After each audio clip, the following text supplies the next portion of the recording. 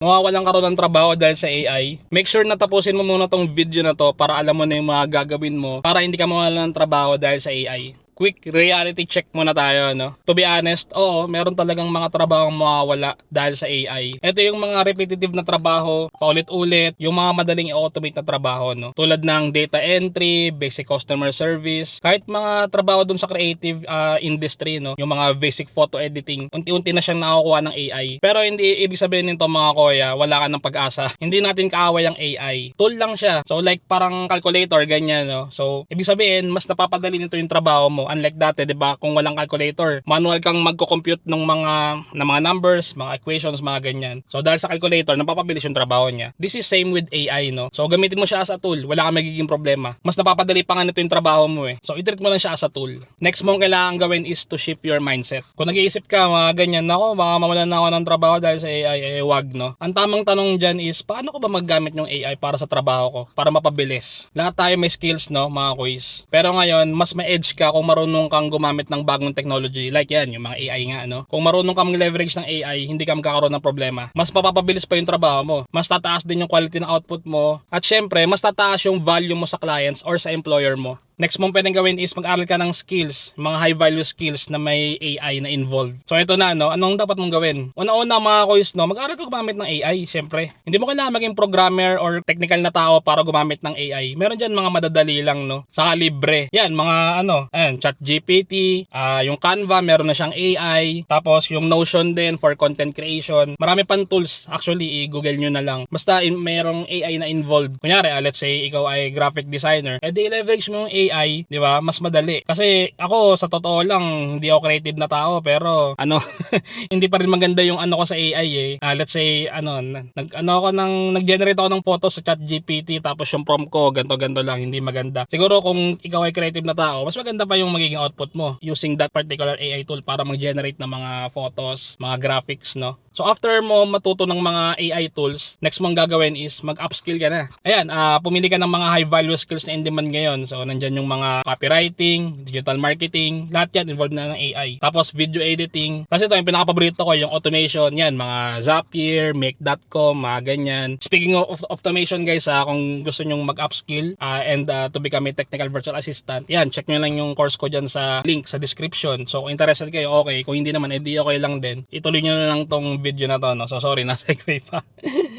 Yan. Tapos yan, bukod dun sa automation, pwede ka mag-aral ng mga prompt engineering, no? So when you say prompt engineering, basically dapat magaling kang mag-utos sa AI. So dapat specific yung mga request mo sa kanya para mas magandang output yung makuha mo, no? So that's how prompt engineering works. So lahat ng nabanggit ko, gumagamit ng AI, and yun nga, mas mapapabilis yung trabaho. Next mo pwedeng gawin, magnegosyo ka gamit AI. May nakikita ako sa mga sa FB, nagle-leverage ng AI para mag-generate ng mga story, mag-create ng mga videos using AI. Yun, nag-generate ng script. Pero mo ibenta yung mga script na yon or yung mga generated video na yon, i-upload mo sa YouTube, mga ganyan, no? So pwede kang magnegosyo gamit AI. Yung tipong ikaw na yung gagawa ng sarili mong income source. Ang dami ngayon guys, mga sa online, or siguro tayo mga freelancers na lang siguro, sa bahay lang gumagamit ng AI tools para kumita ng pera, no? So sobrang dami.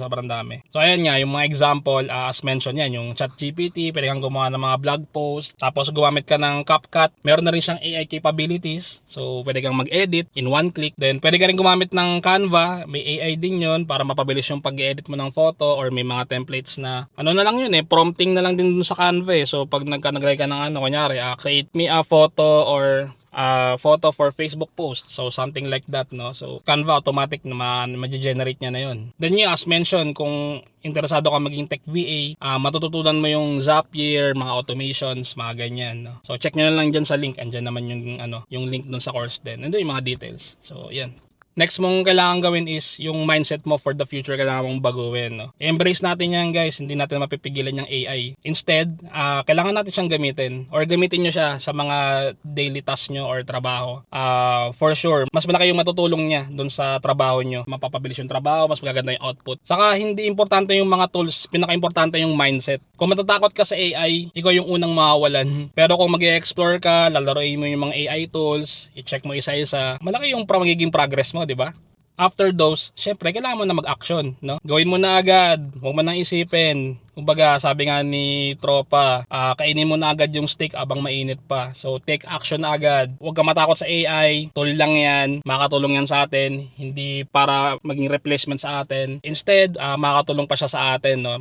Mapabilis yung trabaho. Lumaki yung income natin. So, gamitin nyo siya. I-leverage nyo siya. Huwag nyo siyang katakutan. AI is not here to destroy us, guys. AI is here to push us to level up. Ito na lang yung tanong dyan, mga kois, no? Sasabay ka ba or mapag-iiwanan ka? Yun lang, pili ka lang doon. Kung seryoso ka sa pag-level up using AI, comment mo naman sa baba, game na. And kung gusto mo na mga ganitong video, make sure na mag-subscribe ka, share mo na rin. Thank you pala sa pag-subscribe, guys. I will make sure na lahat ng content dito ay valuable at makakatulong sa'yo at sa freelancing journey mo, mapa-AI man yan, automation man yan, or kahit anong niche, no? So lahat kayo welcome dito. Yun lang, guys. So thanks for watching and see you on the next video.